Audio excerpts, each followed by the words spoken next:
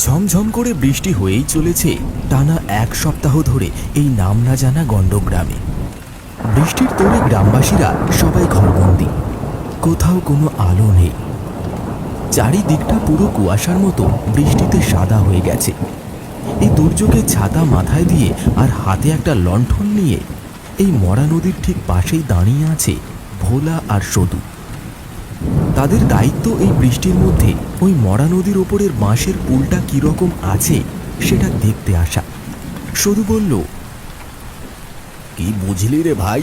অবস্থা তো ভালো নয় দেখতে পাচ্ছি, আর তো কিছুটা বাকি আছে, তারপরেই তো সব ভেঙে পড়বে।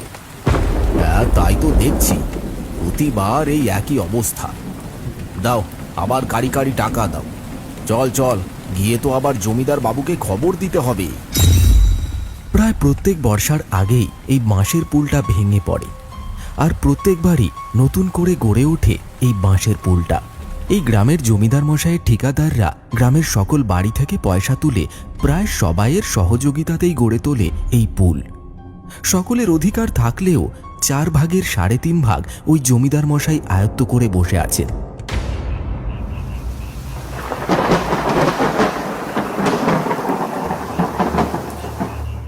এই পুল তো অনেকটা আগেই ভেঙে গেছে। এইবারে মনে হয় ঘর পিছু অনেক করে চাঁদা পড়বে, জানিস? কোথা থেকে যে কি করে দেব পয়সা জানি না। এই তো কাজের অবস্থা। কি আর করা যাবে, বাঁধ ভাঙলে তো জমিও ডুববে, আর তাতে তো ফসলও নষ্ট হবেই। সাথে সাথেই ওই বছরের কর, আবার ওই পুল ভাঙার চাঁদা, সব একেবারে মাথায় চাপ পড়বে। কিছু করারও তো নাই, যেটুকু সঞ্চয় আছে সেইটুকুই খোয়াতে হবে।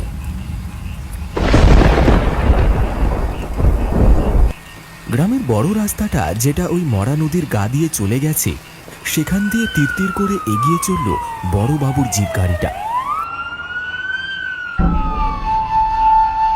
হঠাৎ করেই গ্রামের একজন নিখোঁজ, আর এই মরা নদী থেকে একটা পচা গলা লাশ উদ্ধারের পর থেকে প্রায় 3 বেলায় টহল দিচ্ছেন এই রাস্তায় নিয়ম করে। এই ওই যে নদীতে পচা গলা লাশটা 3 দিন আগে পাওয়া গেল, সেই ব্যাপারটা কি কোনো প্রমাণ বা কিছু উদ্ধার করা গেল? কিছু পেয়েছে পুলিশ? না শুধু শুধুই 3 বেলা টহল মারছে বল দেখিনি? হ্যাঁ, না রে ভাই, তুই যদি লোকটাকে দেখতিস তুই এই কথাটা বলতিস না। বাপ রে, মুখের চোখের মাংসগুলো পুরো পচে গলে গেছে। ইস, পুরো শরীর বিকৃত, আর কি পচা গন্ধ রে! ওরে বাপ রে! কিন্তু এই ভয়ঙ্কর কাণ্ড এই গণ্ডগ্রামে যে কে বা কারা ঘটালো সেটাই তো এখনো চিন্তার বিষয়। নাক সিটকিয়ে গা ঘিনিয়ে কিছুটা বিরক্তির সুরেই বলে উঠল সদু।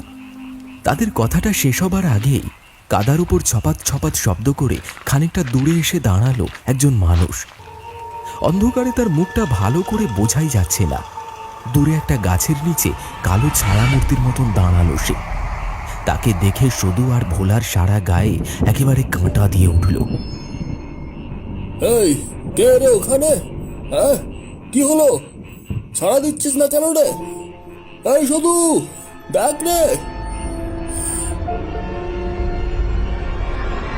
কোনো উত্তর পেল না তার কাছ থেকে।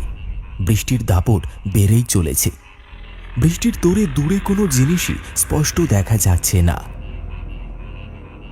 পাঁচুর মতো মনে হচ্ছে না? এই পাঁচু নাকি রে?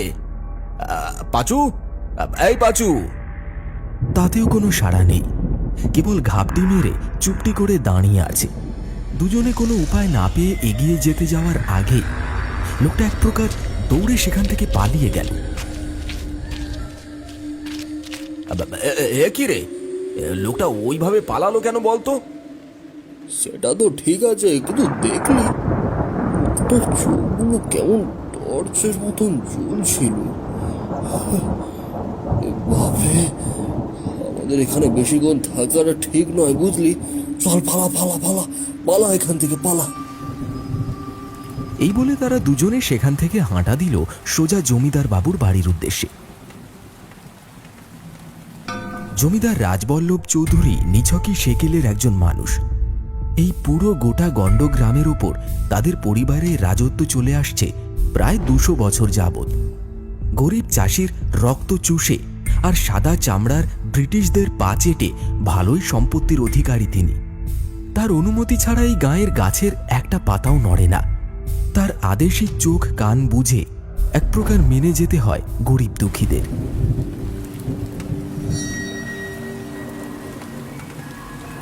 বৃষ্টির দাপটে একেবারে ভিজে স্নান করে ঢুকলো তারা দুজনে জমিদার বাড়ির সদর।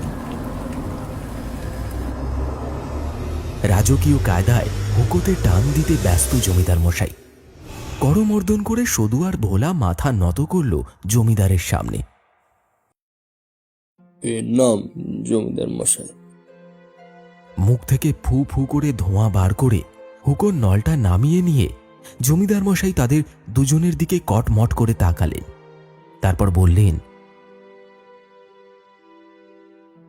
এই তোদের কি ব্যাপার বলতো? সে কখন তো পাঠিয়েছি তোদের, একটা কাজও তো ঠিকঠাক করে করতে পারিস না। শুটিয়ে একেবারে লাল করে দেবো তোদের। ভয়ে আর একটাও কথা বলতে পারল না ভোলা। চুপ করে মাথা নিচু করে শুধু দাঁড়িয়ে রইল। আসলে জমিদার মশাই, ওইখানে একজন। চুপ! কাজের বাইরে একটা কথাও নয়, একদম অজুহাত দিবি না আমায়। ওই পুলটা তো আর একটু হলেই ভেঙে পড়বে, আর ভেঙে গেলেই তো চাষের সব জমি নষ্ট করে দেবে। তাই খুব তাড়াতাড়ি আমাদের ওই পুলটা আবার নতুন করে করা দরকার। বাহ, এ তো খুব ভালো কথা। কি বলছেন আপনি? নতুন করে পুল বানানো হবে, এটা তো ভালো কথা। ঠিক আছে, গ্রামের সকল পরিবারের কাছ থেকে তোরা 2টো করে স্বর্ণ মুদ্রা চাঁদা তোল, তারপর আমি দেখছি। বাপ রে, 2টো করে স্বর্ণমুদ্রা? কিন্তু 2টো করে স্বর্ণমুদ্রা চাষিরা দেবে কিভাবে? এই বর্ষার জন্য সব ফসল নষ্ট হয়ে গেছে। কথাটা বলতেই লাঠি হাতে সদরের দরজা দিয়ে প্রবেশ করল জমিদার বাবুর কেয়ারটেকার কম নায়েব। সুদূর মুখের কথাটা শুনে যেন রাগে গজগজ করে উঠল লোকটা। তোদের তো সাহস কম নয় দেখছি। জমিদার রাজবল্লভের মুখের ওপর কথা বলিস? উনি কি করে জানবেন চাষিরা কোথা থেকে টাকা পাবে? আর সব তো চাইছেন না, উনিও তো দেবেন। তার প্রতি এতটা ভালোবাসা দেখে জমিদার মশাই খুব খুশি হলেন। তারপর বললেন, অত করেই লাগবে, জিনিসপত্রের দাম এখন ভালোই চড়া। যারা ভালো মুখে দেবে ভালো, নয়তো তাদের থেকে কি করে পয়সা আদায় করতে হয়। তাই রাজবল্লভ চৌধুরী খুব ভালো করেই জানে। যা যা যা। ফিক ফিক করে হেসে কথাগুলো নির্ভাবনায় বলে দিল জমিদার রাজবল্লভ চৌধুরী। শুধু আর ভোলা সেখানে আর এক মুহূর্ত দাঁড়ালো না। সবাইকে এই অন্যায় আবদারে কি করে যে তারা রাজি করাবে তারা নিজেও জানে না। বৃষ্টির মধ্যে পা টিপে টিপে এগিয়ে চলেছে তারা দুজন। অন্যদিকে বৃষ্টির মধ্যে রমেশের চায়ের দোকানে ভিড় করেছে সবাই মিলে। দোকানটি খুব বেশি বড় না হলেও জনা 10 লোক দিব্যি বেঞ্চিতে বসে চা খেতে পারে। বৃষ্টির কারণে এই কয়দিনে সারা দিনে কেউ বাইরে বেরোতে না পারায় সন্ধেবেলা এই চায়ের আড্ডাটা বেশ ভালোই জমে উঠেছে।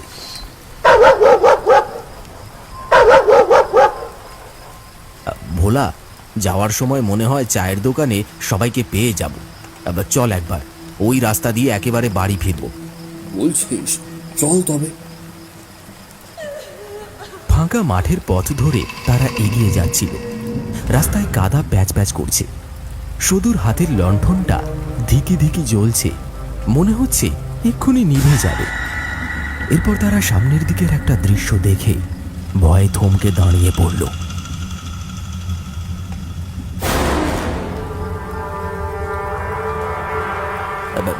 এই ভোলা, ভোলা দেখলি? কি দেখবো? ওই দেখ, বাঁশের পুলের পাশের গাছটা দেখ। তারা দেখল একটা কালো ছায়া মতো কিছু একটা হেঁটে হেঁটে বাঁশের পুল দিয়ে যেতে যেতে জলের মধ্যে দাপাস করে পড়ে গেল। যে দেখছি, তুইও কি তাই দেখছিস? শুধু আরে ভোলা! দুজনেই হাঁ করে অবাক দৃষ্টিতে তাকিয়ে রইল সেই দৃশ্যটার দিকে। ভোলা আর সদুর পিঠ দিয়ে ঠান্ডা একটা স্রোত বয়ে গেল।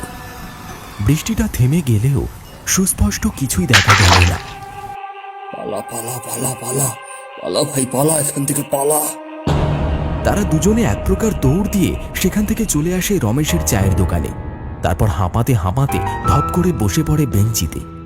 তখন স্বপন খুড়ো, পাড়ার নিতিন, বংশী আরো গোটা 5 লোক চায়ের কাপে চুমুক দিতে ব্যস্ত।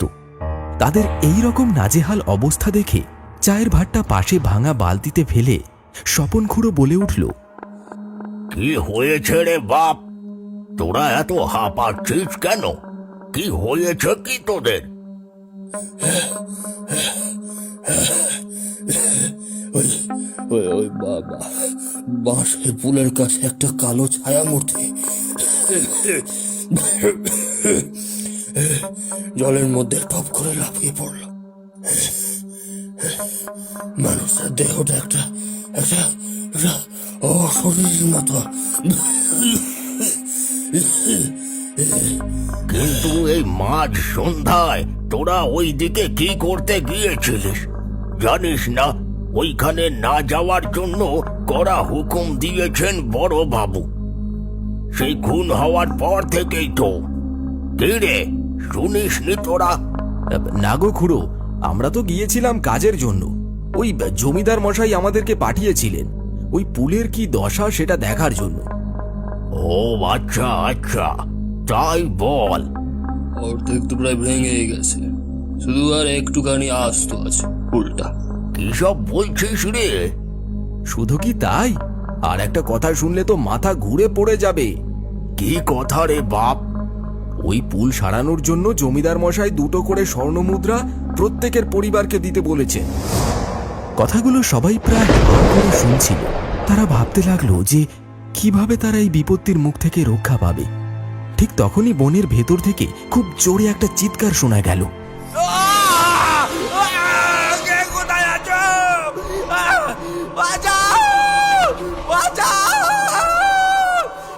এই কে বলতো এইভাবে চিৎকার করছে?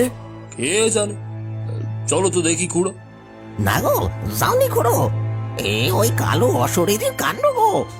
গেলে যদি ও সবাইকে মেরে ফেলে। আরে দূর ভিতর ডিম কোথাকার, আর চুপ কর। তোর না যেতে মন চায় তুই যাস না। এই বলা, শুধু চল তো আমার সাথে, কারোর বিপদ হয়েছে মনে হচ্ছে। বলে তারা 3 জন মিলে ওই চিৎকারকে লক্ষ্য করে এগিয়ে চলল। ঘন একটা জঙ্গলে প্রবেশ করলো তারা। চারিদিক খুঁজতে লাগলো তারা। আত্মচিৎকার শোনা ছাড়া আর কিছুই দেখতে পেল না তারা। হঠাৎ করে সেই ভয়ঙ্কর চিৎকার আর গোঙানির শব্দটা একেবারে থেমে গেল।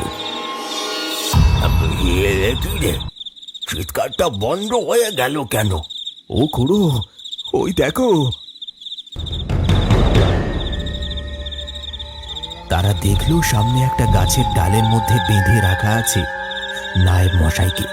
তার মুখ চোখ দিয়ে রক্ত বেরিয়ে আসছে। এ ঘোরে তিনি প্রাণ হারিয়েছেন সেটা তার 2টো খোলা চোখ দেখেই মনে হচ্ছে। এ কি রে, এই কাজ কে করলো বল দেখিনি? দেখে তো মনে হচ্ছে কেউ পিটিয়ে খুন করেছে। সবার মুখগুলো ভয় আর আতঙ্কে পুরো শুকিয়ে গেছে। এই সময় বড় রাস্তা দিয়ে শোনা গেল পুলিশের গাড়ির শব্দ। বড় বাবু তো এইদিকে আসছে গো খুড়ো। হ্যাঁ, আমাদেরকে সন্দেহ করবেন না তো? ঠিক সেই সময় পিছন থেকে কেউ একজন সন্তর্পণে এসে তাদের ভয়টাকে আরো দ্বিগুণ বাড়িয়ে দিল। বেটা মরেছে বেশ হয়েছে, বড্ড দেমাগ। গরিবদের চুষে খেতে পারলে আর কিছু চায় না। পরিচিত গলা পেয়ে তারা একটু স্বস্তি পেল। আধো আধো আলোতে তার মুখটা খানিকটা স্পষ্ট হলো। এই বেটা পাচু, আরে চুপ কর রে। কেউ শুনে ফেললে ভাববে তুই খুন করেছিস ওনাকে। এই বেটা, এই তুই কোথায় ছিলিস রে? নিশ্চয়ই মদ খেয়ে কোথাও। আরে না রে, আমি কদিনের জন্য ভ্রমণে গিয়েছিলাম একটু। বরাবরই পাঁচু এই রকমের ইয়ার্কি ফাজলামি ঠাট্টায় মাতিয়ে রাখে সারাক্ষণ সবাইকে। তুই নিখোঁজ হওয়া পরেই তো জলের লাশ পাওয়া গেল। আমরা কিছুজন ভেবেছিলাম যে ওই লাশটা হয়তো তোরই, কিন্তু কিছু বলিনি। তুই এতদিন ছিলিস না, তোর মা তো তোকে খুঁজে খুঁজে একেবারে কেঁদে কেঁদে অস্থির। আর গ্রামে যে কি সব ঘটে চলেছে তুই শুনলে তো পুরো পাগল হয়ে যাবে। আমি তো সব জানি, আর আমি তো এইসব ঘটাচ্ছি। এই কি সব বকছিস তুই?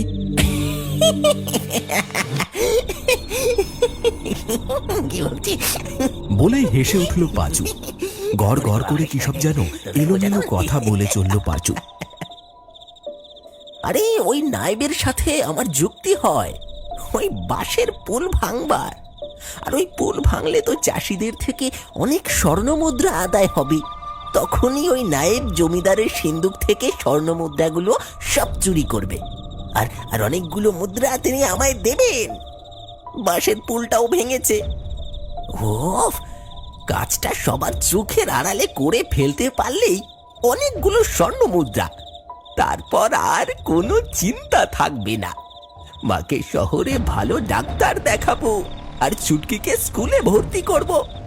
এই হলো গিয়ে সিন, বুঝেছিস? আসলে আমি অর্ধেকের বেশি পুলটা খুব সহজেই ভেঙে ফেলি। কথা হয়েছিল অর্ধেক কাজ হলেই তিনি আমায় আমার পাওনার অর্ধেক মোহর দিয়ে দেবেন। কথা মতো আমি আমার মোহরও পেয়ে গেলাম। তুমি তো অর্ধেকের কাজের মজুরি পেয়ে গেছো, এবার অর্ধেক কাজের মজুরি পাবে। পুরো কাজটা করে দিলে তারপর। আগে জি কর্তা। ছি ছি ছি ছি ছি ছি, তুই এতটা নীচ! কিছু মুদ্রার জন্য তুই এইভাবে গ্রামের মানুষকে বিপদে ফেলতে পারলি? আরে বাবা, শোন পুরোটা। আমি খুশি মনে মুদ্রাগুলো নিয়ে বাড়ি ফিরছিলাম, ঠিক তখনই কিছু লোক আমায় পাকড়াও করলো। তাদের মুখ চোখ বাঁধা ছিল, আমায় মারধর করলো। লাগছে, লাগছে, আমাকে মেরো না, ছেড়ে দাও আমাকে, আমাকে মেরো না, আমাকে মেরো না। আমার থেকে ওই সব সোনার মুদ্রাগুলো ছিনিয়ে নিল, আমায় পিটিয়ে আমায় খুন করার চেষ্টা করলো, ছুরি দিয়ে আমার পেটে আঘাত করলো, আমার মুখ চোখ সব ইট দিয়ে তেতলে দিল। আমি তারপর অজ্ঞান হয়ে ওই নদীর জলে পড়ে গেলাম। তারপর সব অন্ধকার। সবাই চুপ, কারোর মুখে কোনো কথা নেই। সবাই ঘৃণার দৃষ্টিতে তাকিয়ে রইল পাঁচুর দিকে। পাঁচু বলে চলল, তারপর আমি জানতে পারি ওই নায়েব আর জমিদার ইচ্ছে করে আমায় মুদ্রার লোভ দেখিয়ে এইসব কাজ করিয়েছে, যাতে সবাই ভাবে ওরা কিছুই করেনি, আর অনেক বেশি মুদ্রা ওই গরিব চাষিগুলোর থেকে নিয়ে ওরা আরো ধন সম্পত্তির মালিক হবে। প্রত্যেক বছর এটাই ওদের একটা বড় সড় অঙ্কের মুদ্রা উপার্জন করার রাস্তা। এর শেষ যে কোথায় সেটা তারা জানে না। শুধু বলল, আবার সব তো বুঝলাম, কিন্তু এই নায়েবকে কে মারলো? ওকে ওকে তো আমি মেরেছি।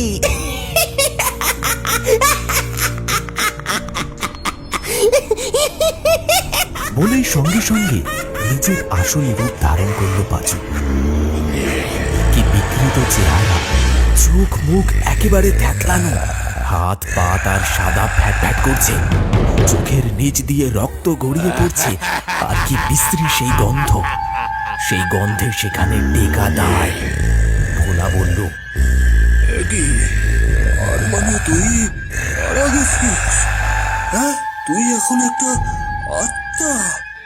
হ্যাঁ রে, আমি সেদিন ওই নদীর জলে পড়ে মারা যাই, আর তোদের ধারণাই ঠিক, ওই পচা গলা লাশটা ওটা আমারই। কথাটা শুনে তাদের সকলের পায়ের তলার মাটি যেন সরে গেল।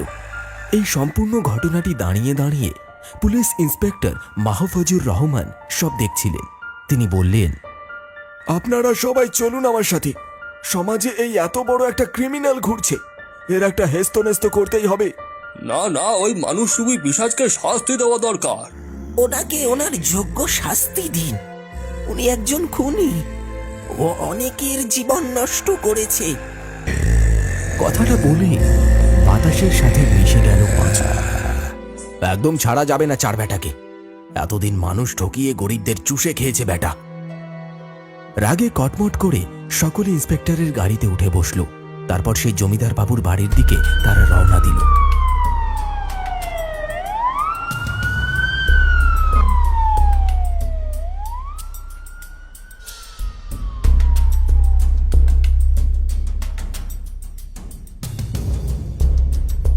এই এই বেটা জমিদার, তুই এইভাবে মানুষের টাকা মেরে মানুষকে ঠকাচ্ছিস। টাকার জন্য মানুষ খুন পর্যন্ত করেছিস। কি ভেবেছিলি এইবারেও তুই ওই স্বর্ণ মুদ্রা হাতানোর ধান্দায় ছিলিস? হ্যাঁ, এইসব কি বলছিস তোরা? আমি তো কিছুই বুঝতে পারছি না। আর নাকামি করতে হবে না, তোর সব কিছু সবার সামনে ধরা পড়ে গেছে। হ্যাঁ, ওর আজ মৃত্যু নিশ্চিত। কে মারবে আমায়? এই তোরা, ক্ষমতা আছে তোদের? হ্যাঁ, এত বড় স্পর্ধা তোদের? এই কে কোথায় আছিস? আমার পিস্তলটা নিয়ে আয় তো। ব্যাটাগুলোর খুলিগুলো একেবারে উপড়ে দি।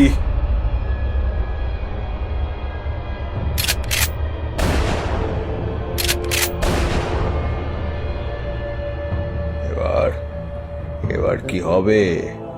আমায় মারবি না? বলেই যেই না পুনরায় ফায়ার করতে যাবে, ঠিক তখনই সদর দরজা দিয়ে প্রবেশ করল পুলিশ ইন্সপেক্টর। তিনি জমিদারকে তাক করে একটা গুলি চালালেন। গুলি করতে এক ঝটকায় জমিদারের হাতের বন্দুকটা মাটিতে পড়ে গেল। খবরদার, কোনো চালাকি নয়, হাত ওপরে করো। বিশ্বাস করুন, বিশ্বাস করুন না, আমি কিছু করিনি। ওরা আপনাকে ভুল বুঝিয়েছে। দয়া করুন, আমায় এভাবে মারবেন না।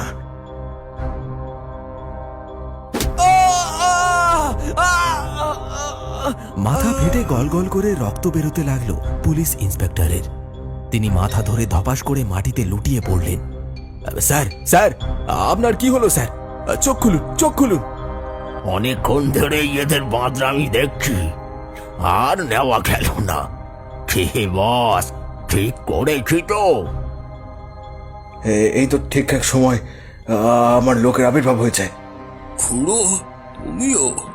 হ্যাঁ রে বাপ, আমিও সবই জানি, আর আমিও ওই জমিদারের হুকুমের দাস।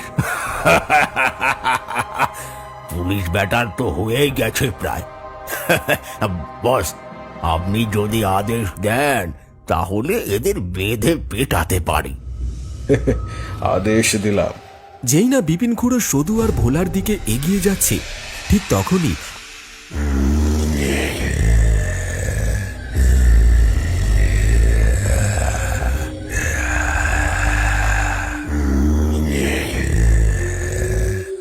একটা কালো ছায়ামূর্তি সামনে থেকে এসে তার মাথাটা পট করে পিছন দিকে ঘুরিয়ে দিল।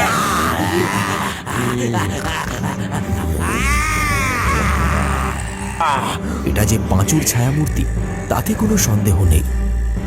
তা মেঝেতে রক্তে রক্তাক্ত হয়ে গেছে। এই দৃশ্য দেখে জ্ঞান হারিয়ে পড়ে যাওয়ার উপক্রম জমিদার মশাই। তিনি বললেন, কে কে তুমি? চিনতে পারছিস না? আমি পাঁচু। আজ থেকে 5 দিন আগে আমায় খুন করে ওই নদীতে ভাসিয়ে দিয়েছিলি। আজ তোর পালা। এবার কি হবে? আমায় মারবি না?